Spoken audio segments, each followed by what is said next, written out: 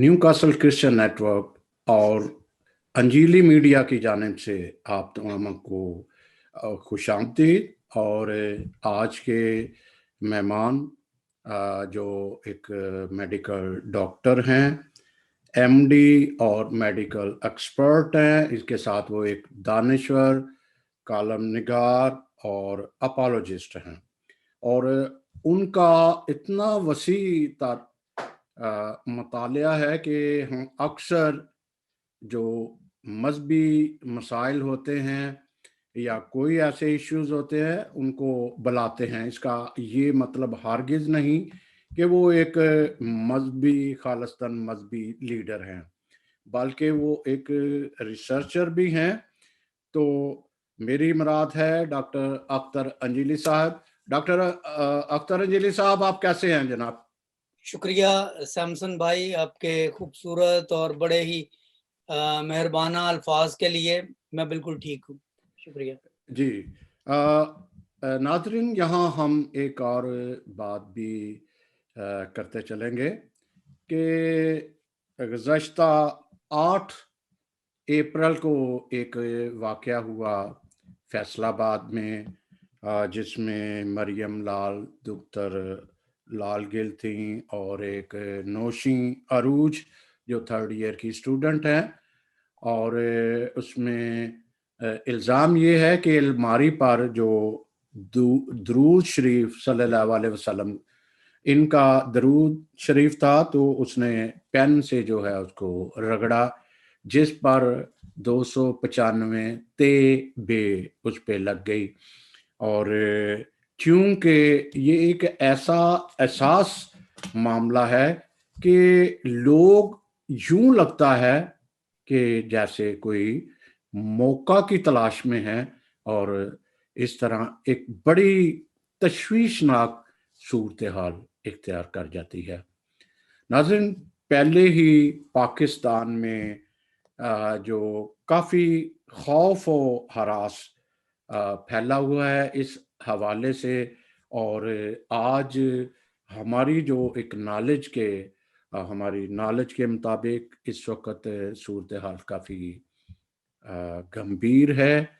लाहौर और कई शहरों में जो है वो जुलूस भी निकाले गए, गो के ऑफिशियल तौर पर तो नहीं बताया गया, लेकिन ये निकले हैं।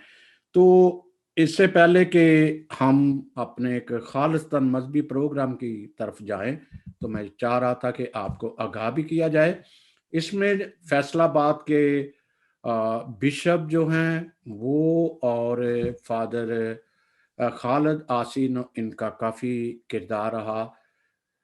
उन्होंने वहाँ जो वहाँ DC SSP या मुतलका बड़े लोग थे, उनके साथ मुज़ाकरा भी किया, मुज़ाकरात हुए। बहरहाल उन्होंने जो FIR काट दी और जल्द ये चलान जो है वो अदालत में पेश कर दिया जाएगा। हमारी दुआ है कि ये जो टेंशन पैदा हो गई है वो निकाला जाए इससे। तो मैं डॉक्टर साहब आपसे ही कहूँगा कि आप इस पे क्या कहना चाहेंगे, फिर हम अपने प्रोग्राम की तरफ चलते हैं। जी शुक्रिया सैमसन साहब। देखें, इस बात में तो कोई दो राय नहीं है कि जहाँ पे कोई दानिस्ता तौर पे जानबूझकर और नियत बांध कर किसी नबी पैगंबर की, किसी मुकद्दस हस्ती की, किसी मुकद्दस किताब की बेहुरमती करे, तो उसको सजा कानून के मुताबिक दी जानी चाहिए। और मैं ये लफ्ज़ कानून के मुताबिक इसलिए कह रहा हूँ क्योंकि मुहज़्ज़ब और गैर मुहज़्ज़ब मुआशरों में ये एक तुरा इम्तियाज है कि जहाँ पे कानून के अदारे मौजूद हैं, जहाँ पर कानून के ज़ाब्ते मौजूद हैं, कॉन्स्टिट्यूशन मौजूद है, कॉन्स्टिट्यूशन के तहत बनने वाले तमाम पेनल कोड्स और तमाम जितने भी सज़ा जज़ा के ज़ायचे हैं वो मौजूद हैं, तो उनको इस्तेमाल किया जाना चाहिए। और यही मुहज़्ज़ब कौमों का, मुहज़्ज़ब मुआशरों का एक पॉइंट ऑफ सिग्निफिकेंस है, तुरा इम्तियाज ये है।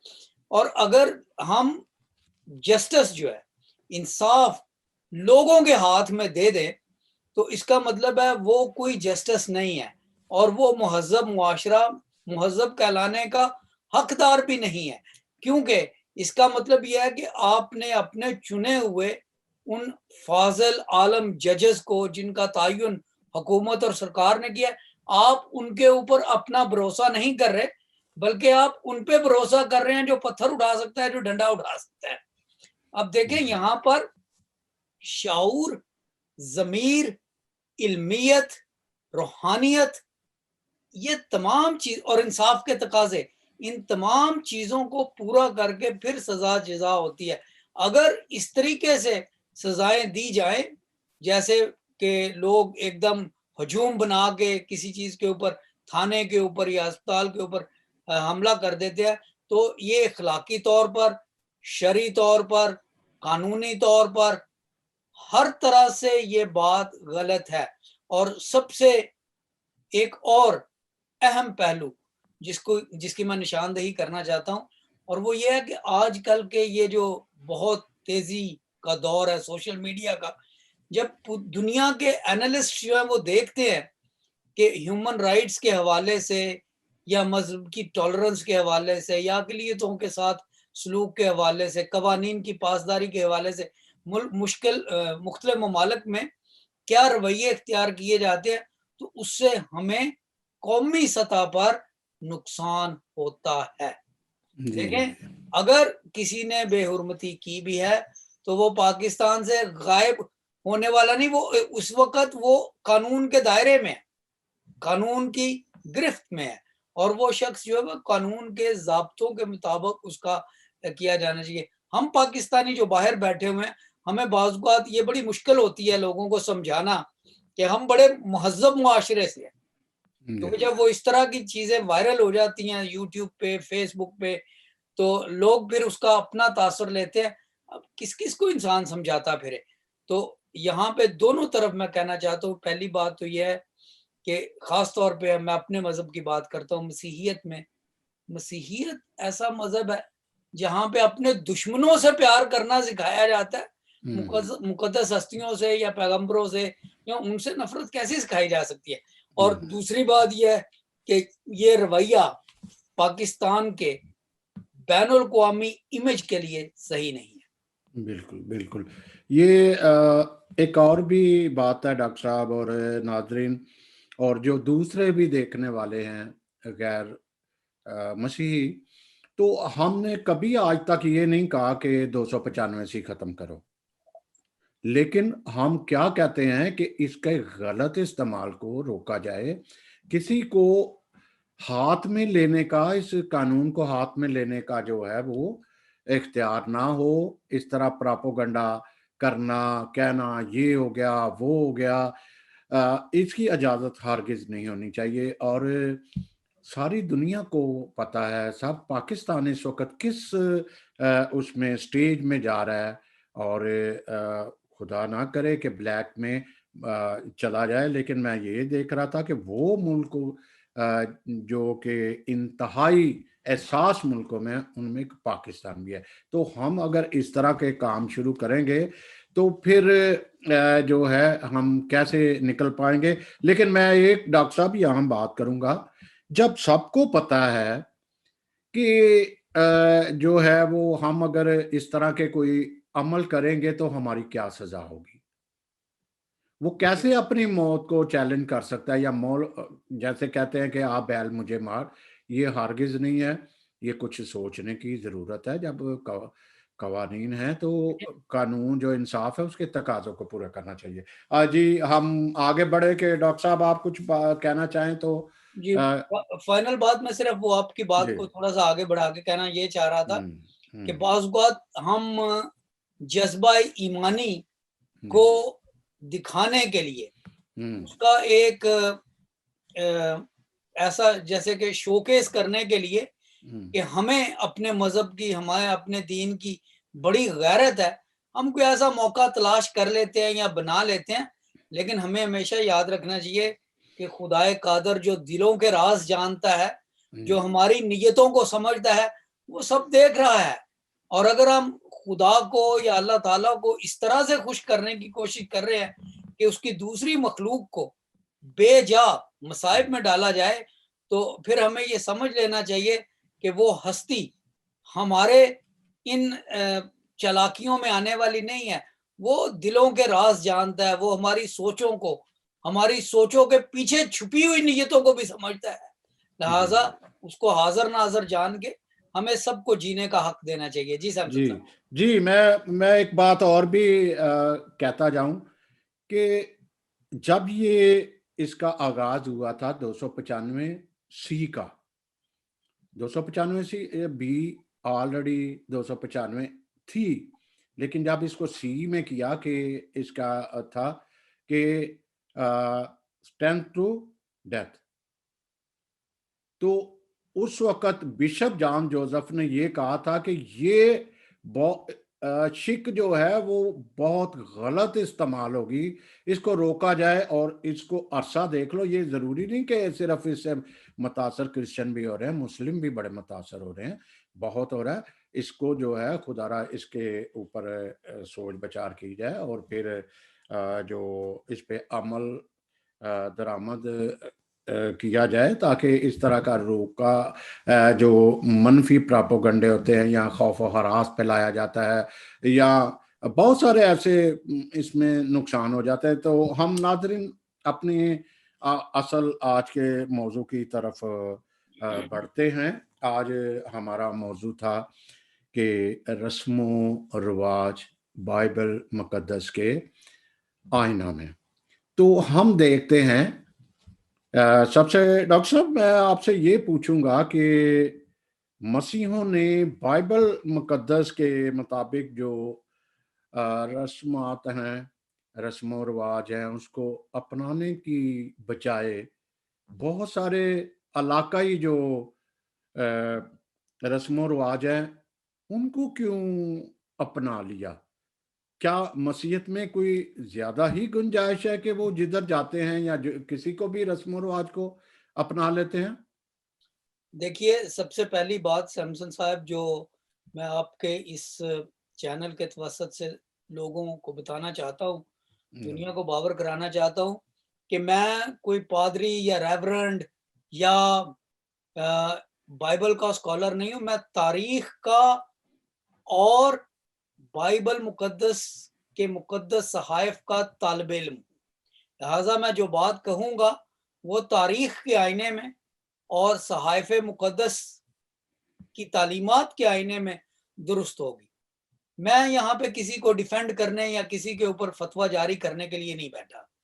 آپ نے ابھی جو بات فرمائی ہے, جو سوال اٹھایا ہے کہ کیا مسیحیت میں اتنی لچک ہے کہ وہ اس میں جون سا مرضی آپ رسوم و رواج جو ہے وہ ڈال دیں, تو میں آغاز اس بات سے کرنا چاہتا ہوں کہ کرسچینٹی, مسیحیت, یہ صرف ایک مذہب کا نام نہیں, یہ ایک تہذیب کا نام ہے. Christianity is name of a civilization. مسیحیت ایک تہذیب ہے, اور تہذیب بھی وہ تہذیب کہ دنیا کی تاریخ میں ایسی تہذیب نہیں آئی. یہ وہ تہذیب ہے جس نے سمندر کی گہرائیوں میں جا کر گہری سے گہری جگہ پر اپنے انسانوں کو پہنچایا اور چاند پر انسان کو اتارا. اور بائبل مقدس کی تلاوت چاند پر کی گئی 1968 میں, اور اس کے بعد 1969 میں وہاں پہ شاعر بانی دی گئی بائبل مقدس. تو میں صرف آپ کی اس بات کا جواب, اور آج بھی چاند پر ایک سلیب لگی ہوئی ہے, یا اپولو 11 والے لوگ جو گئے تھے, نیل آرمسٹرانگ وغیرہ, انہوں نے وہاں پہ سلیب نصب کی ہوئی ہے, وہ آج تک موجود ہے یوٹیوب پہ اور ہر جگہ پہ اس کی تصویریں. میں بات جو کہنے لگا ہوں وہ یہ ہے کہ مسیحیت ایک مکمل تہذیب ہے. اس میں یہ ضرورت نہیں ہے کہ ہم باہر سے رسوم و رواج لائیں.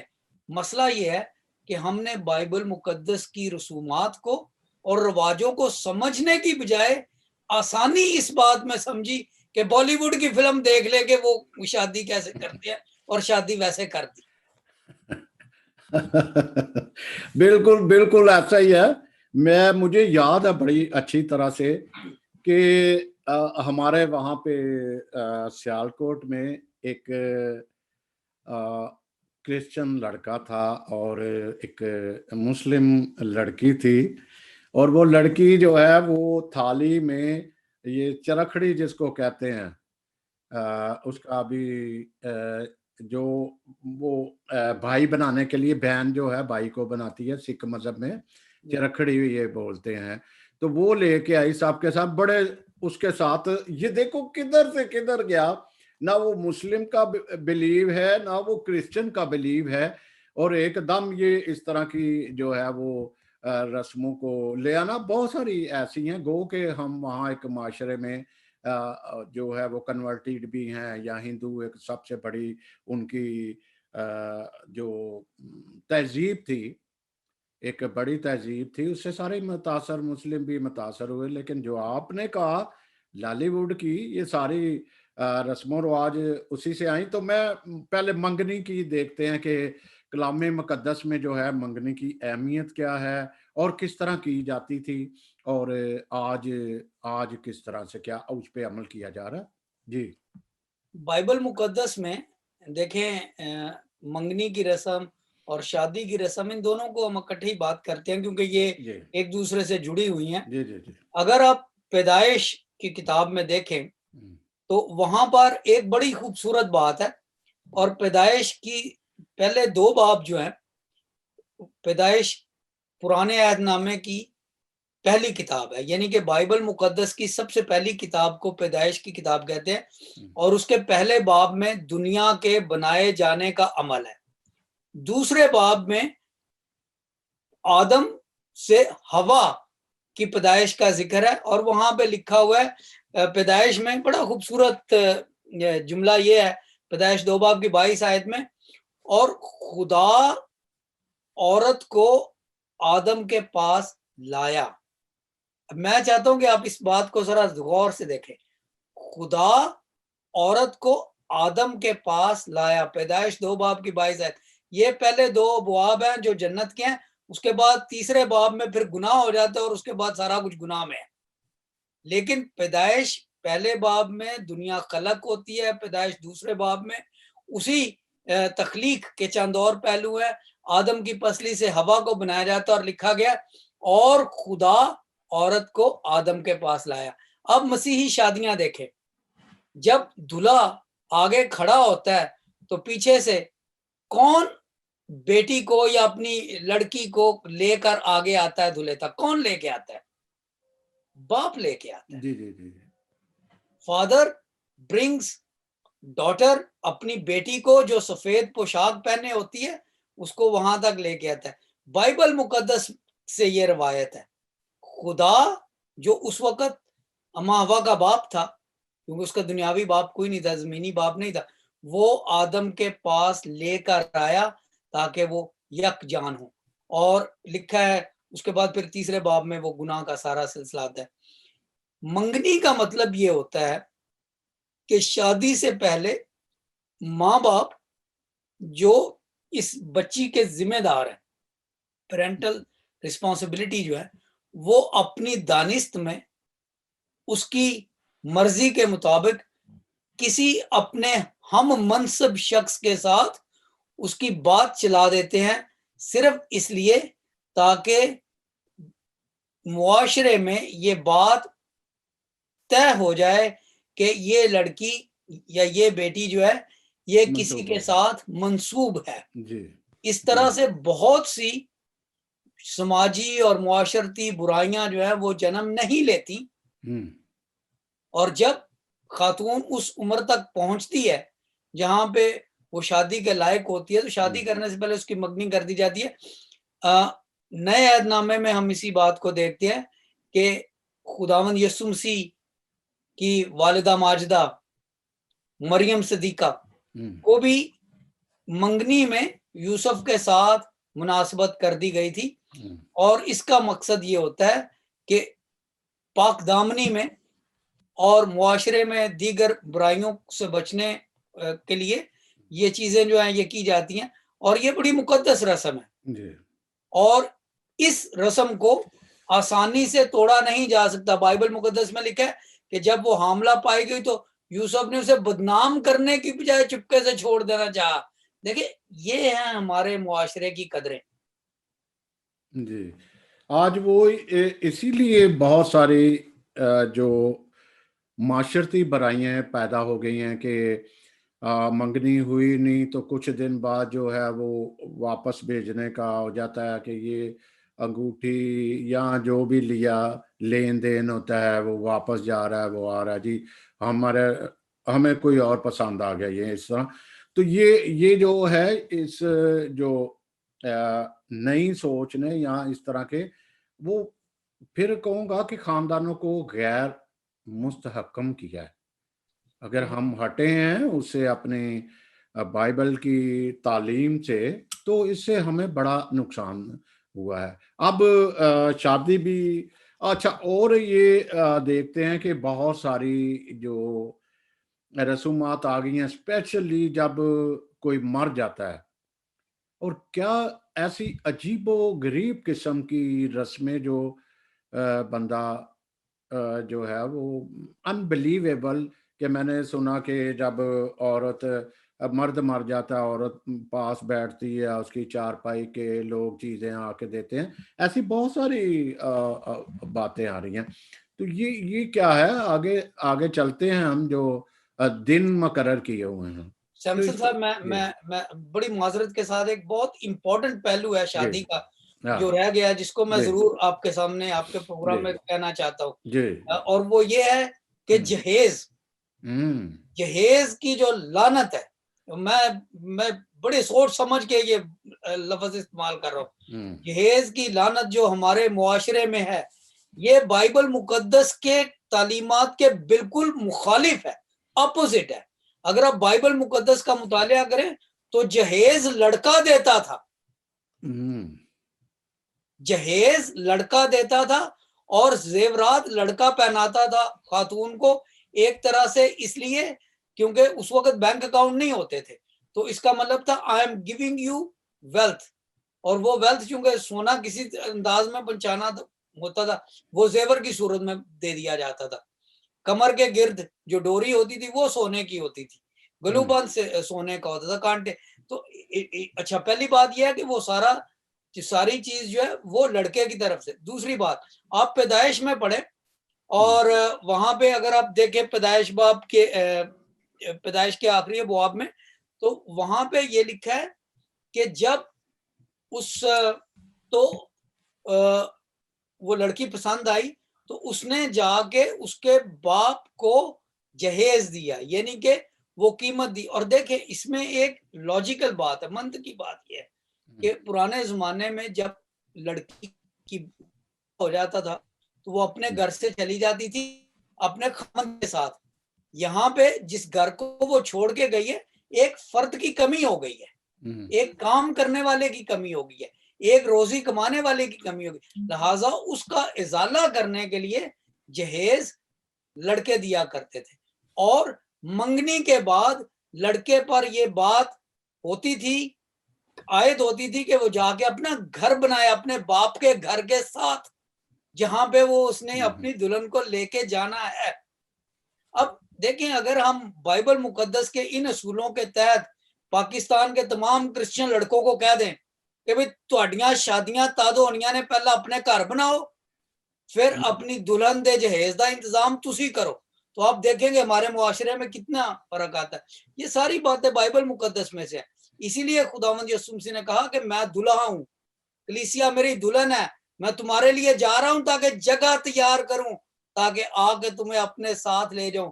یہ بائبل مقدس کے رسوم و رواج ہیں یہ بالی ووڈ لالی ووڈ کی باتیں نہیں ہیں کہ وہاں پہ جب تک کار نہیں آئے گی ہونڈا اکارڈ نہیں کھڑا ہوگا جہاز اس وقت تک یہ شادی نہیں ہو سکتی جہیز نہیں پورا ہوا ہم برات لے کے جا رہے ہیں. بائبل مقدس میں رسوم و رواج جو ہے وہ معاشرے کو سنبھالنے کے لیے بگاڑنے کے لیے نہیں اور یہ سب بائبل میں موجود ہے.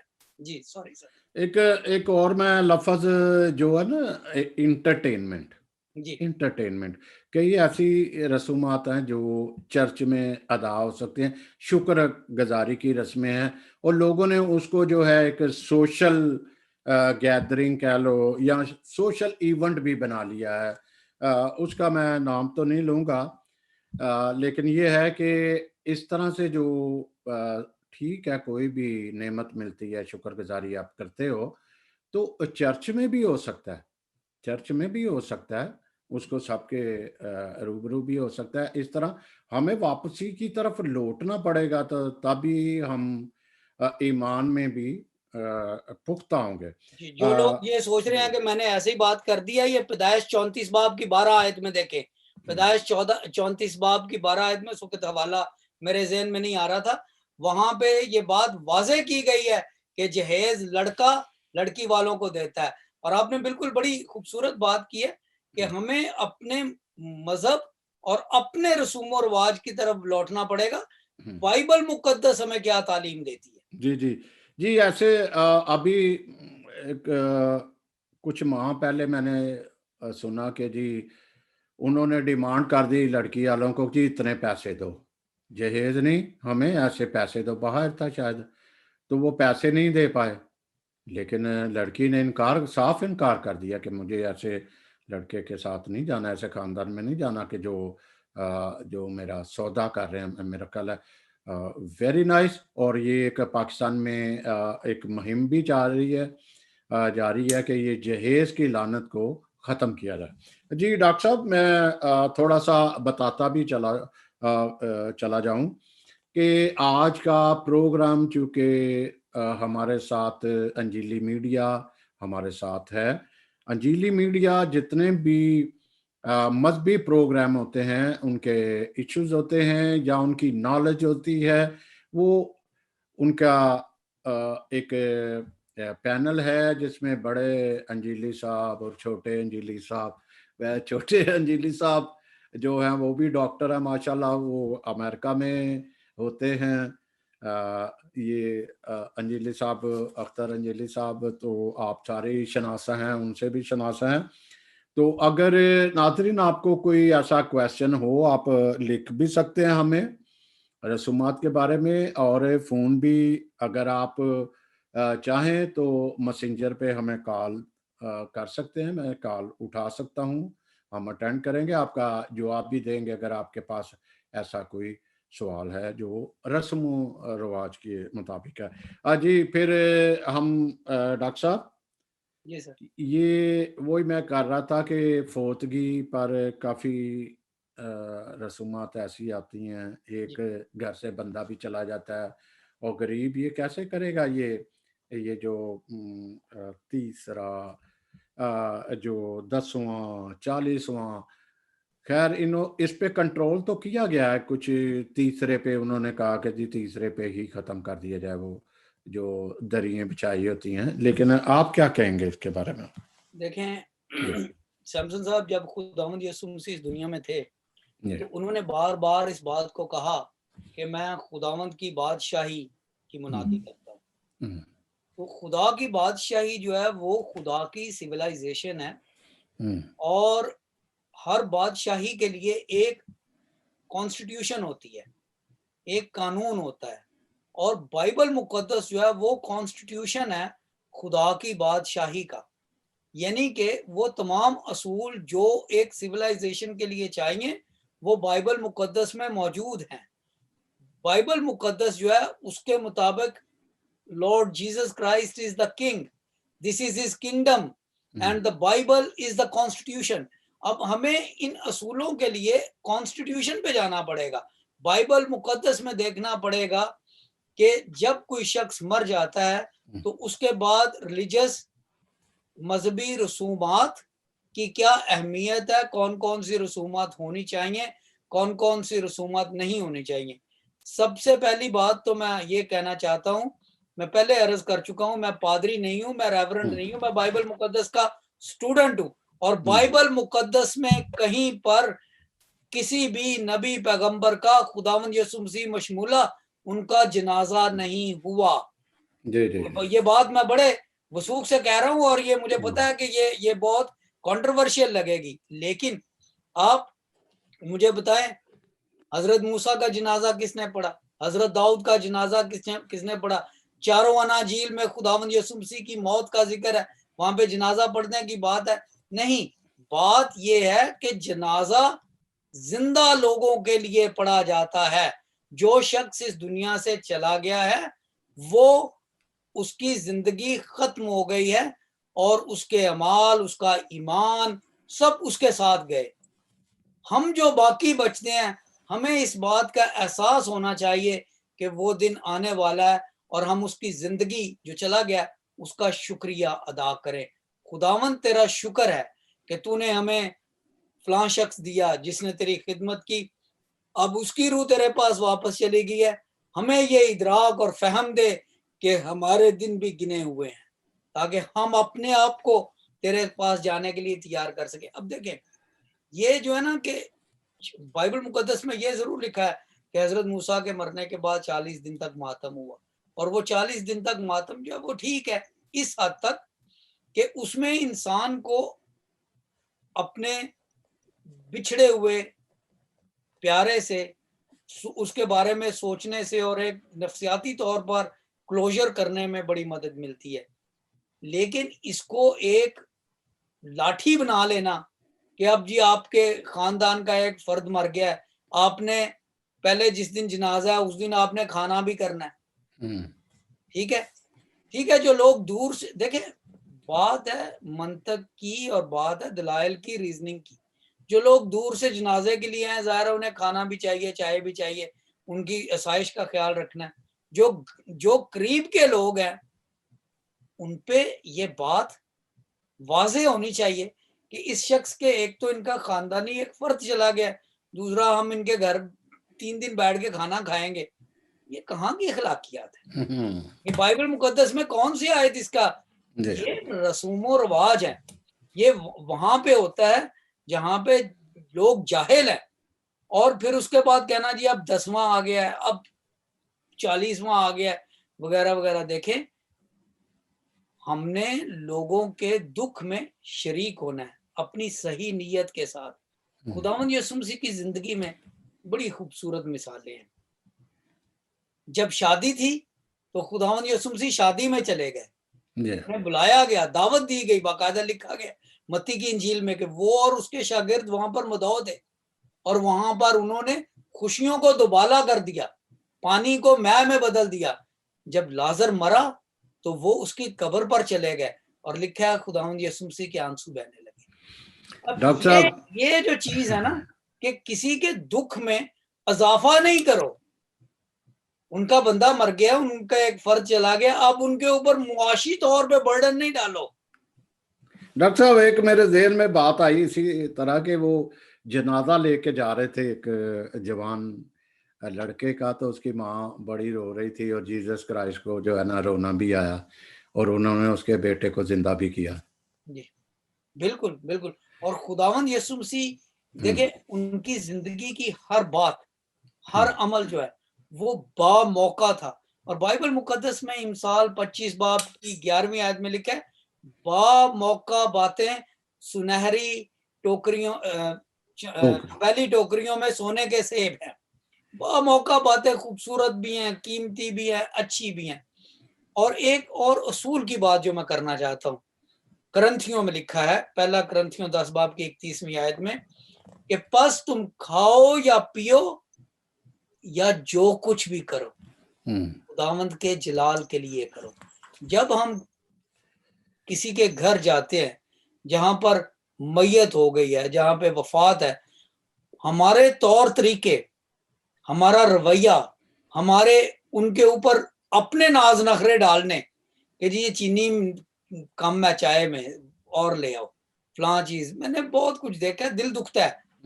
ہم اپنی ضروریات کو مد نظر رکھتے ہیں، جبکہ بات یہ ہوتی ہے کہ ہم خداوند کے جلال کے لیے ان کے دکھ میں شریک ہوں. جی جی، میں ڈاکٹر صاحب اس طرف ہی جانے والا تھا، طریق کی طرف ہی. تو میں نے کبھی شیئر کیا ہوگا آپ کا کہ میرے والد محترم بھی تبلیغی تھے. تو انہوں نے کافی سارے جو چھوٹی ذاتوں کے تھے مالواڑی اور ان کو کنورٹ کیا، کرسچن بنایا.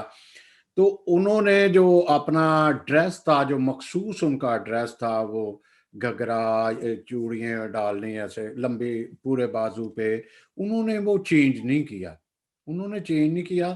اب قدرے تھوڑا سا چینج ہوا ہے. تو وہ ان کی ایک تہذیب انہوں نے رکھا. حالہ اگر لے لو سندھ کی تہذیب جو لے لو وہ کافی چینج آئی ہے اس میں, لیکن انہوں نے اپنی ایک تبدیل نہیں کیا. میں جیسے شروع میں کویشچن کیا تھا کہ ہماری کمیونٹی جو ہے نا وہ کہیں بھی چلی جائے وہ فوری طور پہ اس کو اڈاپٹ کر لیتی ہے, کہیں بھی چلی جاتی ہے تو اڈاپٹ کر لیتی ہے. تو یہ تھوڑا سا کچھ دیکھنا پڑے گا کہ آیا مذہب میں ایسا کوئی ہے کہ آپ اپنے علاقے کے مطابق اپنی رسومات کو چینج کر سکتے ہو؟ جی دیکھیں بائبل مقدس میں جو ہمیں لباس اور پہناوے کے اصول دیے گئے ہیں ان کا مطلب یہ ہے کہ ہم خود نمائشی نہ کریں, ہم اپنے آپ کو شو آف نہ کریں. اور جیسے میں نے ابھی بائبل مقدس کی آیت مبارکہ پڑھی ہے کہ پس تم کھاؤ یا پیو جو کچھ بھی کرو خداوند کے جلال کے لیے کرو, یعنی کہ اس سے کوئی فرق نہیں پڑتا کہ ہم اپنے لباس کیسے رکھتے ہیں, بشرطے کہ اس سے یہ بات ظاہر نہ ہو کہ ہم ابھی تک کسی اور خدا کے ماننے والے ہیں. اگر ہم خداوند یسوع مسیح کے پیروکار ہیں اور ہمارے پہناوے سے یہ لگ رہا ہے کہ ہم کسی اور خدا کے ماننے والے ہیں, کسی اور مذہب کے پیروکار ہیں, تو پھر اس میں مذائقہ ہے, لیکن اس کے علاوہ مذائقہ نہیں ہے. دیکھیں, اور دوسری بات یہ ہے کہ بائبل مقدس کا مذہب روحانیت ہے. اس کا مذہب جو ہے وہ روحانیت ہے, نیت سے ہے, اس کا دل اور خیالات سے تعلق ہے, پہناوے سے کم ہے. لیکن اس پہ جو قدغن ہے وہ یہی ہے کہ تمہارے چال چلن سے, لباس سے, پہناوے سے لوگ یہ نہ سوچیں کہ تم مسیح کے ماننے والے نہیں ہو. اس کا مطلب یہ ہے کہ آپ نے اپنے پہناوے سے اپنے خداوند یسوع مسیح کو ڈینائی کر دیا. لیکن اگر وہ بیچ میں عمل نہیں ہے تو اس سے کوئی فرق نہیں پڑتا. اس لیے جیسے میں شروع میں بتا رہا تھا کہ خداوند ہمارے دلوں کے بھید جانتا ہے. اب جیسے افریقہ کے لوگ ہیں, ان کے اپنے گرمی کی وجہ سے پہناوے ہیں, اسکیموز ہیں, ان کے اپنے پہناوے ہیں. لیکن اگر کسی ایسی جگہ پہ ہم جائیں جہاں پہ یہ بات ہم چھپانا چاہتے ہیں اپنے پہناوے سے کہ ہمیں کوئی یہ نہ جانے کہ یار ہم کرسچن ہیں یا ہم خداوند یسوع مسیح کے ماننے والے ہیں, یا ہم اپنے پہناوے سے یہ ظاہر کریں کہ نہیں ہم تو فلاں پیر فقیر کے ماننے والے ہیں, ہم یہ, تو وہ پھر وہاں پہ قدغن ہے. جی ایسے بہت سارے, ابھی تو کافی بہتر ہے کہ ہمارے جو کرسچن لوگ ہیں, کوئی داتا دربار جا رہا ہے تو کوئی کسی پیروں پہ جا رہا ہے, پیروں فقیروں پہ, گھر میں دیوے جلا رہے ہیں. جب ان کو منع کیا گیا ہے تو کافی مشکلات بھی آئی ہیں, لیکن تھوڑا سا چینج ضرور آئی ہے. لیکن ڈاکٹر صاحب کبھی کبھی میں یہ سوچتا ہوں کہ ہمارے ان گنت منسٹریاں آ گئی ہیں, چرچز تو ہیں ڈینامینیشن جس کو کہہ سکتے ہیں, لیکن جو آئی ہیں بہت ساری منسٹری ہیں, کیا اس نے ہماری جو مسیحیت ہے اس کو نقصان نہیں پہنچایا, اس کو کمزور نہیں کیا؟ جی میرے خیال میں ہماری منسٹریز جو ہیں ان کا ایک بہت بڑا ہاتھ اس بات میں ہے کہ انہوں نے مسیحیت کو اتنے حصوں بخروں میں بدل دیا ہے, کاٹ دیا ہے, توڑ دیا ہے, تقسیم کر دیا ہے, اور ان کا جو زور ہوتا ہے وہ کسی ایک پہلو پر ہوتا ہے جو اس منسٹری کو باقی دوسرے مسیحیوں سے الگ کرتے ہیں. ٹھیک ہے, اور مثال کے طور پہ کچھ لوگ ہیں وہ جو رول قدس پہ زیادہ زور دیتے ہیں, ہاں جی, اور کچھ لوگ ہیں وہ دائیکی پہ زیادہ زور دیتے ہیں, کچھ لوگ جو ہے وہ سنڈے کیپنگ پر یا سابت کیپنگ, سیٹرڈے کیپنگ پر زیادہ زور دیتے ہیں. کچھ لوگ جو ہے وہ کہتے ہیں ان سب کو چھوڑو, ہم نے شفائیہ میٹنگز کروانی ہے, لہذا سول اسپتال بند کروا دو, ٹھیک ہے, میو اسپتال بند, ہم شفا دیں گے. کچھ لوگ ہیں, تو کہنے کا مقصد یہ ہے, میں پھر اسی بات پہ آ رہا ہوں کہ کرسچینٹی از اے سیولائزیشن, सिविलाइजेशन में सब कुछ होता है. बाइबल मुकद्दस इज अ कॉन्स्टिट्यूशन, और कॉन्स्टिट्यूशन में हर चीज के ऊपर कानून और रहनुमाई होती है. ये जो हमने अब मिनिस्ट्रीज इतनी बना ली हैं, आप देखें कि उनमें से अक्सर लोग जो है वो बाइबल मुकद्दस की तालीम मुकम्मल तौर पर नहीं देते. वो किसी एक चीज पर, पानी के बपतिस्मे पे अटक जाएंगे, रूह के बपतिस्मे पे अटक जाएंगे, गैर जुबानों पर अटक जाएंगे, और वो फिर दूसरों के ऊपर ये इल्जामात लगाना शुरू कर देते हैं, फतवे लगाना शुरू कर देते हैं कि क्योंकि तुम में ये चीज नहीं है, वो एक चीज नहीं है जिसके वो प्रचारक है, इसलिए तुम बिदती हो. जी ठीक जी है. जी वो ये कहने की बजाय कि हम एक नई बिद्दत लेके आए, वो कहते नहीं, गैर जुबानें नहीं उतरी, इसका मतलब है तुम्हारी निजात नहीं हुई. रूह का बपतिस्मा नहीं हुआ, इसलिए तुम्हारी निजात नहीं हुई.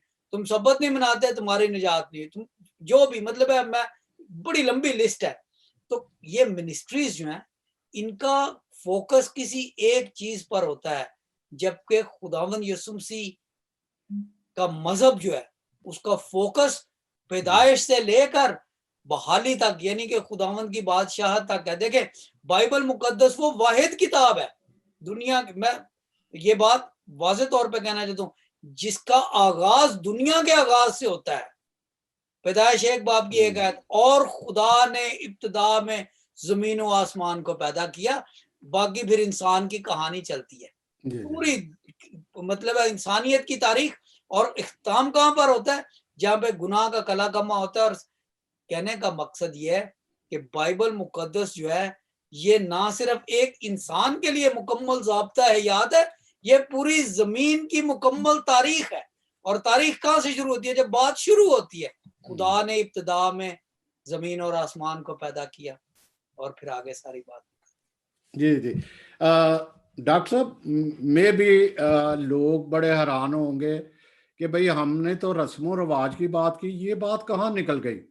दरअसल ये बात उसी के साथ अटैच थी. सिर्फ गौर करने की ज़रूरत है कि ये जो मिनिस्ट्री आई हैं, इन्होंने अपने अपने तौर तरीके और रस्मों रिवाज को भी एक जो है वो अ, अपनाया या दिया, या बहुत सारा. मिसाल के तौर पे कुछ दिन पहले जो है, एक साहब मुशायरा हम करने वाले थे, तो वो कहने लगे जी ईद नहीं यूज करना, ईद का लफ्ज नहीं यूज करना. राना थे, एक तरफ हम ईद क़यामतुल मसीह कहते हैं, ईद नहीं करना, फिर कुछ कह रहे हैं ईस्टर नहीं करना. ये मुख्तसर से, ये आज हमारा उस पे नहीं है कोई मौजू है, गुफ्तगू तो नहीं है, लेकिन मैं कह रहा हूँ कि बाज़ औक़ात ये ना तकरार में जो है वो बड़ा तकरार पाई जाती, जिसका हमारे ईमान से कोई तल्लुक नहीं होता. जी, जी बिल्कुल, इसका ईमान से कोई ताल्लुक नहीं है. हम्म, और इसका ताल्लुक इस बात से है, जो मैं अभी हम्म, गुजारिश कर रहा था, कि हम्म, हमने ये साबित करना होता है कि मेरे अलावा बाकी सब बिदती हैं. जी, ठीक है. जो मेरी मिनिस्ट्री है, जो मेरा मिशन है, या जो मेरा फिरका है, उसके अलावा सब बिदती हैं. खुदावंद यीशु मसीह की बातें इतनी खूबसूरत हैं कि अगर वो सारी की सारे 20 कैरेट गोल्ड से भी लिखी जाए तो उनकी कीमत अदा ना हो. खुदावंद यीशु मसीह ने मत्ती रसूल की इंजील में, और उसके 5वें से 7वें बाब तक जो उनका पहाड़ी वाज है, वहां पे एक बड़ी खूबसूरत बात लिखी थी.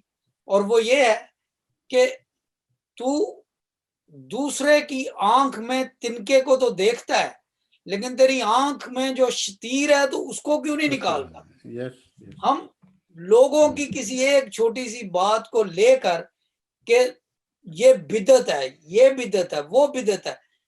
हमने कभी अपने आप को उस आईने में देखा है जो तकदीस का आईना है, जिसमें हम सब गंदे, मैले, नालायक और हमारी रास्तबाजी नापाक दजियों की मानद है. बाइबल के अल्फाज है, बाइबल मुकद्दस में लिखा है, खबरदार तुम अपने भाई पर उंगली ना उठाओ.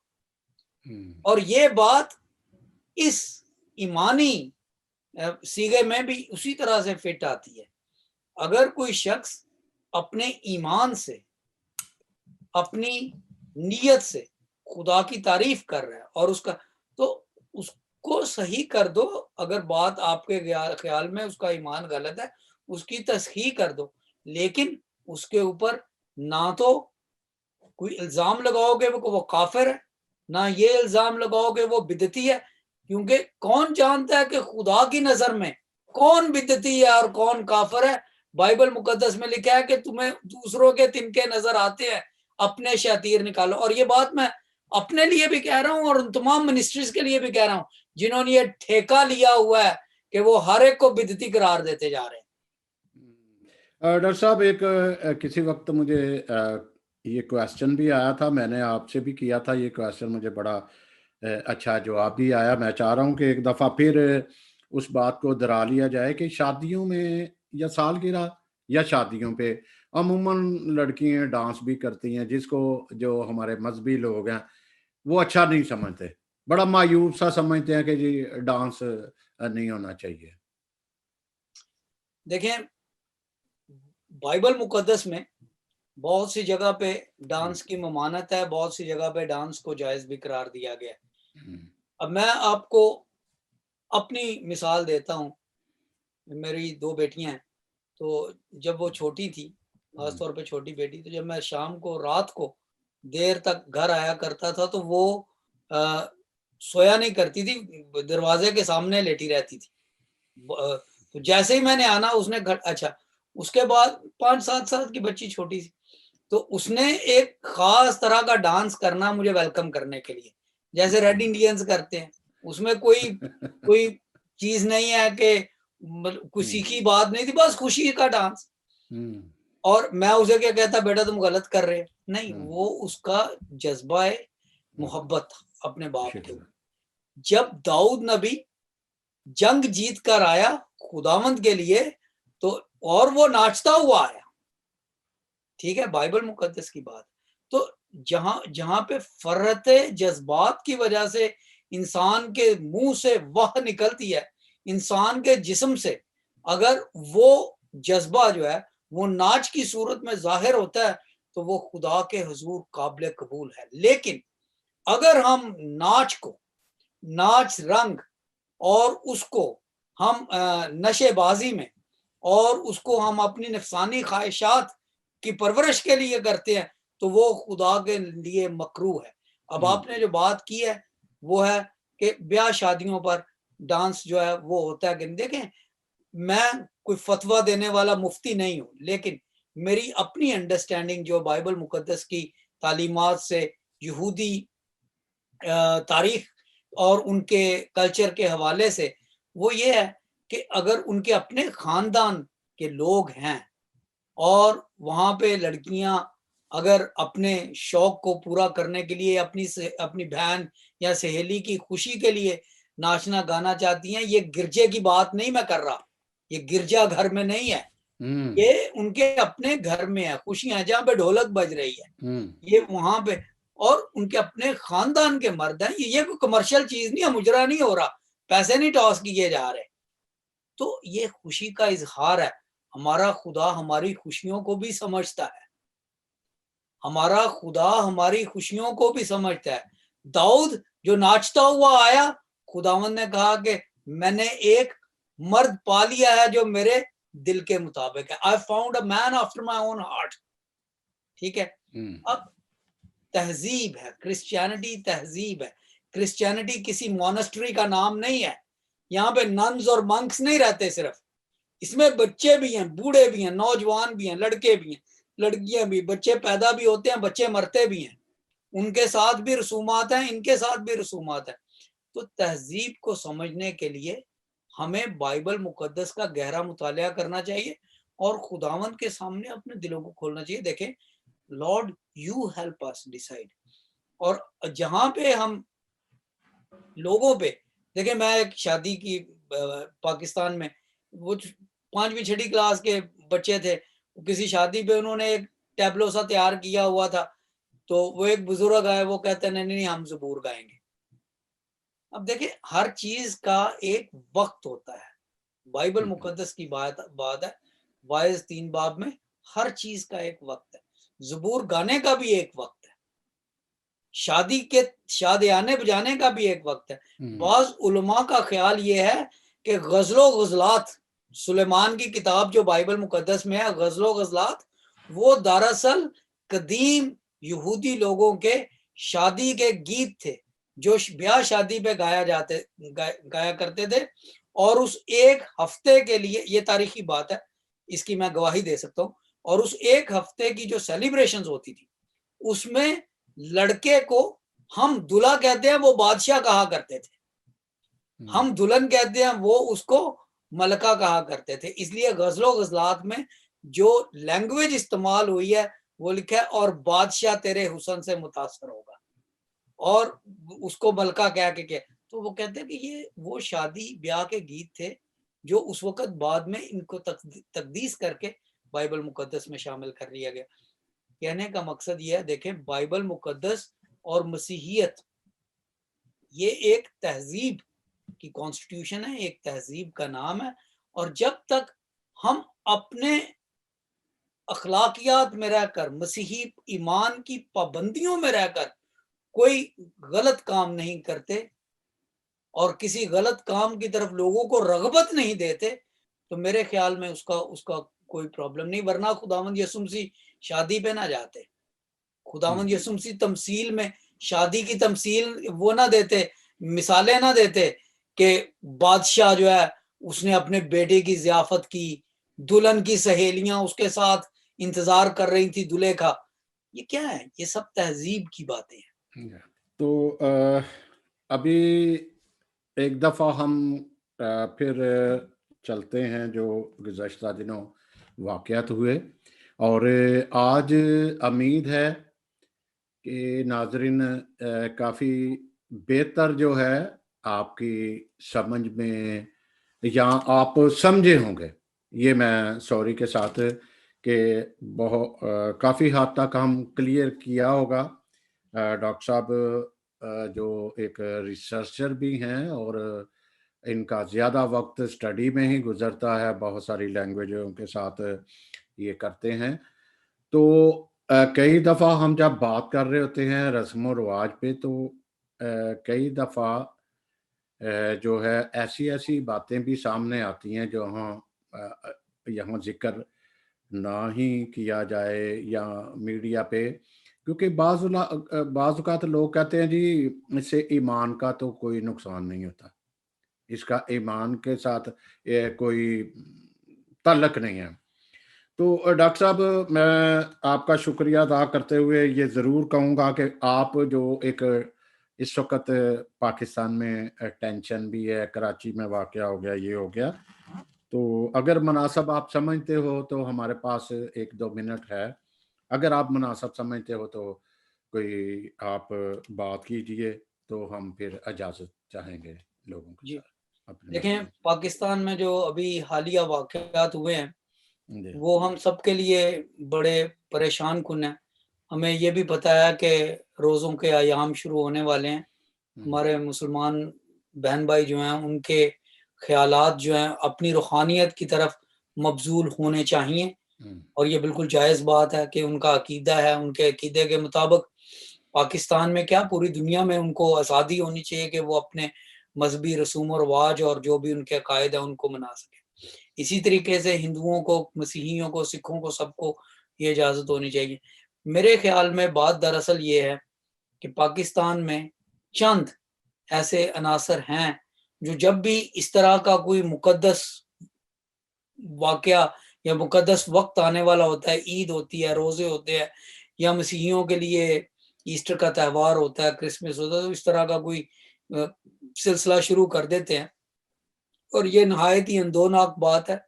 پاکستانی ہوتے ہوئے، پاکستان سے محبت رکھتے ہوئے، محب الوطن ہوتے ہوئے میں یہ دعا کر سکتا ہوں اور دعا کرتا رہتا ہوں کہ خداوند پاکستان میں امن اور تہذیب اور بھائی چارے کی فضا قائم کرے. دیکھیں سیمسن صاحب، آپ کے اس پروگرام کو بہت سے لوگ دیکھ رہے ہیں اور میں ان سب کو یہی کہنا چاہتا ہوں کہ آپ سب اپنے دلوں میں جھانکیں اور اپنے خدا سے پاکستان میں اطمینان اور امن، بھائی چارے اور ایسی فضا پیدا کرنے کو جس سے پورے ملک میں خوشحالی ہو، جی پورے ملک میں ترقی ہو، اور کوئی، جیسے آپ نے ابھی شروع میں بات کی تھی، کوئی شخص دیدہ طور پہ، دانستہ طور پہ اس طرح کی حرکت نہیں کرتا، اور اگر کسی کو شک ہے تو پھر قانون کی پاسداری، مہذب اقوام کا، مہذب معاشروں کا ترائے امتیاز ہے۔ جہاں پہ قانون ہے وہاں پہ تہذیب ہے، جہاں پہ قانون نہیں ہے، قانون کی دھجیاں اڑا دی جاتی ہیں، وہاں پہ تہذیب نام کی کوئی چیز نہیں ہے۔ ہمیں پاکستان کو بھی دنیا کی نگاہوں میں ایک معزز اور کامیاب ملک بنانا ہے، لہٰذا پاکستان کے لیے سب دعا گو رہیں۔ جی جی، اسی کے ساتھ ناظرین آپ سے اجازت چاہتے ہیں، پھر کوئی نیا ٹاپک لے کے حاضر ہوں گے۔ خدا آپ سب کا حامی و ناصر ہو، ہمیں تمام خوف اور خطرہ سے محفوظ رکھے۔ تو ٹیک کیئر، اپنے احتیاط کیجئے، اپنے اور گھر کی اور اپنے آس پڑوس اور ملک کی۔ بہت شکریہ ڈاکٹر انجلی صاحب، آپ کا اور آپ کے میڈیا کا بھی، اور ہم اب اجازت چاہتے ہیں۔ اللہ نے کے بعد God bless. God bless you.